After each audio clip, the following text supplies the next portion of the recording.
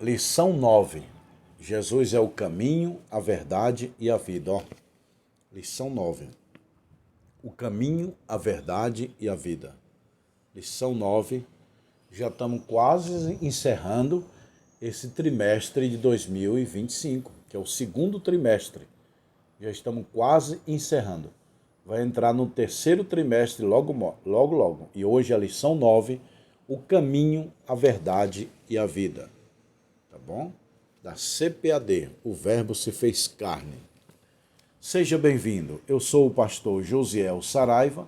Nesse canal eu ministro aula de teologia, escola bíblica dominical e ensino a Bíblia. Se você quer aprender, se inscreva nesse canal e compartilha. Texto áureo. Disse Jesus: eu sou o caminho, a verdade e a vida. Ninguém vem ao Pai senão por mim. Preste atenção no versículo. Disse Jesus: eu sou o caminho, a verdade e a vida. Ninguém vem, porque tem muita gente que diz que ninguém vai. Não, Jesus não disse ninguém vai ao Pai. Ninguém vem, porque por ele sobe a Deus. Eu sou o caminho, e ninguém vem ao Pai senão por mim. É aqui o que o texto está dizendo. Ninguém vem ao Pai senão por mim. João 14:6. Abra sua Bíblia, se tiver dúvida, quiser acompanhar, no livro de João, capítulo 14, versículo 6. Eu sou o caminho, a verdade e a vida. Ninguém vem, não é vai, vem ao Pai senão por mim. Está aqui, ninguém vem ao Pai senão por mim. Verdade prática. A imagem de Jesus Cristo como o caminho, a verdade e a vida reforça a nossa fé, consolidada a nossa comunhão com Deus. Então, Jesus, Buda, Maomé, Allan Kardec não era o caminho. E alguns deles falaram, acho que foi Buda, eu não sou o caminho. Buda falou, procura a verdade, eu não sou o caminho. Todos esses homens falaram. Jesus foi o único que falou que é o caminho. Buda não falou, Maomé não falou, Allan Kardec não falou, mas Jesus falou, eu sou o caminho, a verdade e a vida. Introdução. A expressão eu sou o caminho, a verdade e a vida tem um significado especial para os cristãos em todo o mundo.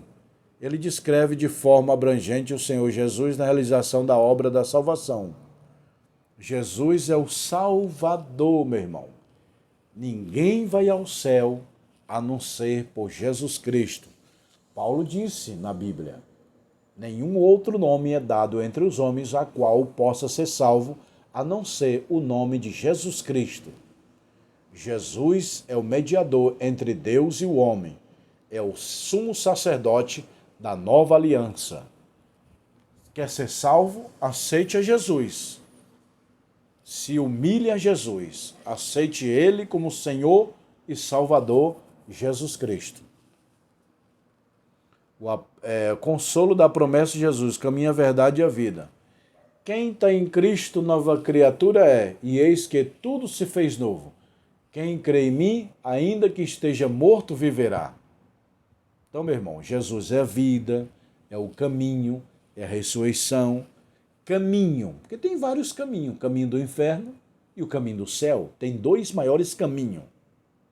Há caminhos que para o homem parece vida, mas o final é morte, diz Provérbio. Então temos dois maiores caminhos, o da trevas, o caminho da luz, do céu, do inferno, de cima, de baixo, de Deus, do diabo, da vida eterna e da morte eterna. Dois caminhos. Jesus diz, eu sou o caminho da vida. Quem crê em mim tem a vida em abundância. O ladrão não vem senão para matar, roubar e destruir. O caminho da destruição. Mas eu sou o caminho da vida e dou vida em abundância. Jesus é o caminho verdadeiro, porque o falso leva para o inferno. Na Bíblia há dois caminhos. A porta larga, que é o inferno, e a porta estreita, que é o céu. O que é porta estreita? Não é uso e costume, barba, brinco, batom. Isso não é porta estreita. O que é porta estreita? É a verdade. A verdade dói, mas ela cura. A verdade dói, mas leva para o céu. A verdade pode prejudicar no início, mas depois não prejudica. O que prejudica é a mentira. Muitos acham que a verdade prejudica. Não, ela pode doer, mas não prejudica. Então, o que é porta estreita, caminho estreito? É seguir a Cristo, é verdade, é ser justo, ser honesto. Entendeu, meu irmão? Então, olha aí a verdade prática. Leia aqui, pessoal, ó. Verdade prática e o texto áureo, meu irmão. Presta atenção. Apesar dos tempos trabalhosos porque passamos, a promessa do arrebatamento da igreja alegra, anima o coração dos fiéis. Nesse sentido, podemos já experimentar um pouco de que nos guarda o céu. Então, tem igrejas presbiteriana e batista não crê no arrebatamento da igreja. Eles crêem somente na segunda vinda gloriosa de Cristo, que também nós aguardamos. Mas as Assembleias de Deus, os pentecostalismos, eu fui ensinado assim, e mesmo depois de adulto, não revejo meus conceitos, é lógico, mas eu continuo afirmando que haverá arrebatamento da igreja. Pastor José, o senhor acredita no arrebatamento? Sim. É uma promessa bíblica. Eu virei, e o mesmo Senhor descerá do céu com alarido. Bom, resumindo, eu creio no arrebatamento da igreja e na segunda vinda gloriosa de Cristo, depois na grande tribulação e depois na implantação do milênio, depois no juízo final e depois na vida eterna. Consolo do cenário de angústia, evidente.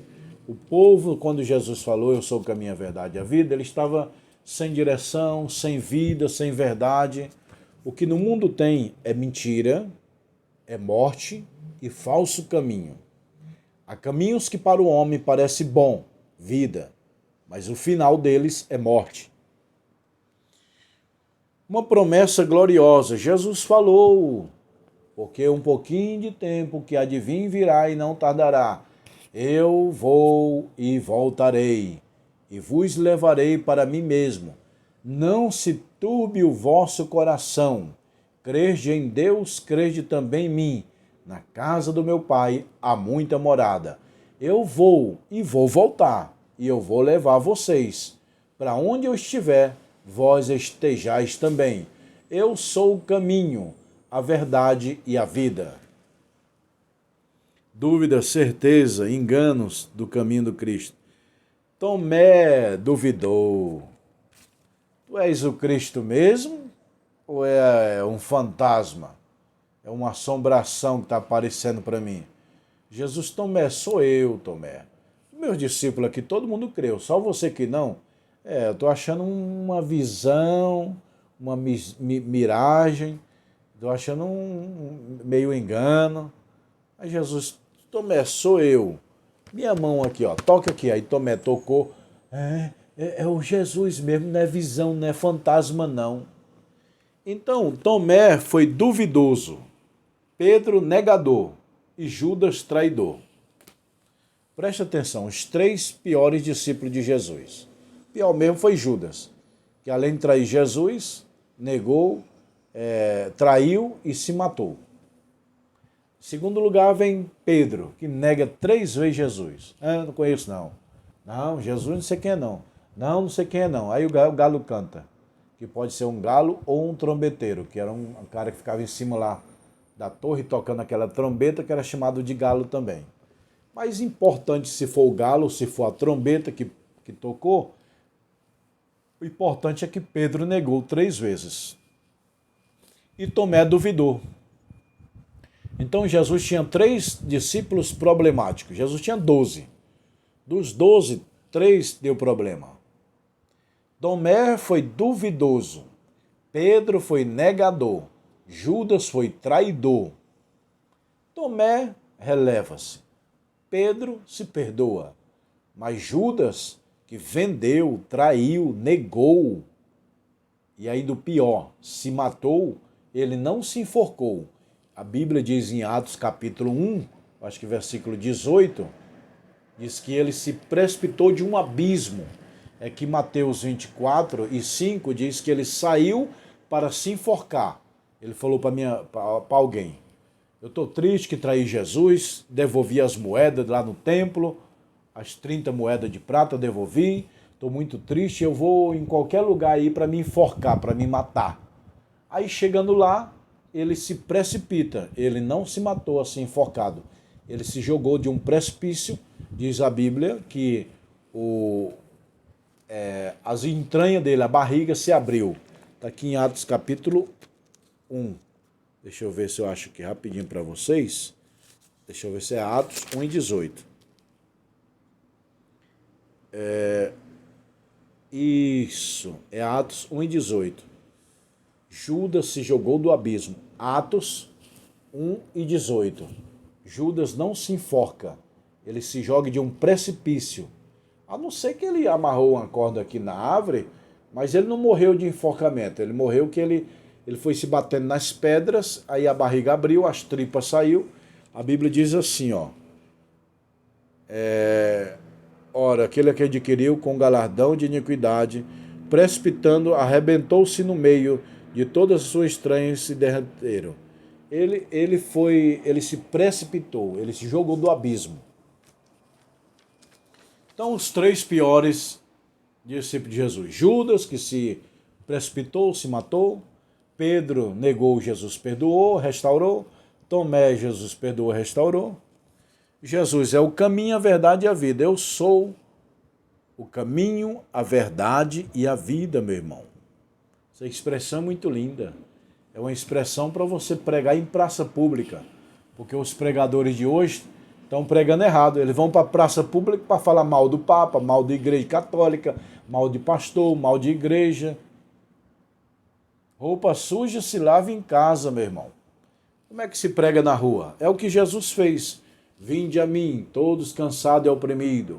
Bem-aventurados os pobres de espírito. Que mais? Eu sou a fonte da água da vida, eu sou o caminho. Quem crê em mim será batizado, será salvo. Quem crê em mim, ainda que esteja morto, viverá. São esses versículos, esses contextos, essas mensagens cristocêntricas que é para pregar na praça pública. Praça pública se prega Jesus Cristo. Roupa suja se lava em casa. Entendeu, meu irmão? Então Jesus falou, eu sou a verdade, eu sou o caminho. Analisando as lições anteriores, a expressão caminho representa o título de reserva da natureza divina de Jesus. Eu sou o caminho do céu. Eu sou a verdade que Adão não aceitou. Adão negou Deus no jardim. Eu sou a verdade, eu sou o segundo Adão. Eu sou a vida. Ou seja, porque a morte entrou no jardim do Éden. Mas Jesus entrou a vida. Dois maiores jardins. O jardim do Éden e o jardim do Getsêmani. No jardim do Éden, Adão caiu. No jardim do Getsêmani, Cristo levanta o homem. No jardim do Éden, entrou a morte. No jardim do Getsêmani, entrou a vida. No jardim do Éden, entrou o pecado. No jardim do Getsêmani, Cristo perdoou o homem. No jardim do Éden, entrou a maldição. No jardim do Getsêmani, Jesus trouxe a bênção. No jardim do Éden, Satanás venceu. No jardim do Getsêmani, Cristo venceu Satanás. Tá vendo aí, pessoal? Dá uma pregação. Pode pregar que eu deixo. Os dois maiores jardins da Bíblia. É um tema. Os dois maiores jardins da Bíblia. Jardim do Éden e Jardim de Deus. Aí você fala, no Jardim do Éden entrou o pecado. Jardim do Getsêmani entrou a vida. Jardim do Éden, Satanás venceu. Jardim do Getsêmani, Cristo venceu Satanás. E assim vai, tá bom, pessoal? Conclusão. Reconhecer Jesus como o único caminho, a verdade e a vida é a oportunidade de esclarecer as suas dúvidas e incerteza. Ter o Senhor como caminho, verdade e vida proporciona consolo no momento difícil de vida. Através dele podemos conhecer a Deus, experimentar a verdade, a libertação de estar reconciliado em comunhão com ele. Essa é a lição de número 9. A próxima lição é a lição de número 10, tá bom? Shalom Adonai. Câmeras. Aí, pessoal. Aqui é a Bíblia Sagrada, ó. Bíblia de estudo, que eu sempre mostro para vocês. Quem quiser comprar, eu tenho essa Bíblia aqui de estudo. Tem os livros de teologia. Ó. O canudo de formatura que vai ser esse ano. E os anéis. Pastor, eu quero o meu anel de teologia. Anel fino e anel grosso. Anel fino e anel grosso. Vem na caixinha, ó. Quem quiser os livros de teologia, fazer o curso, me chama no WhatsApp, tá bom? Um abraço.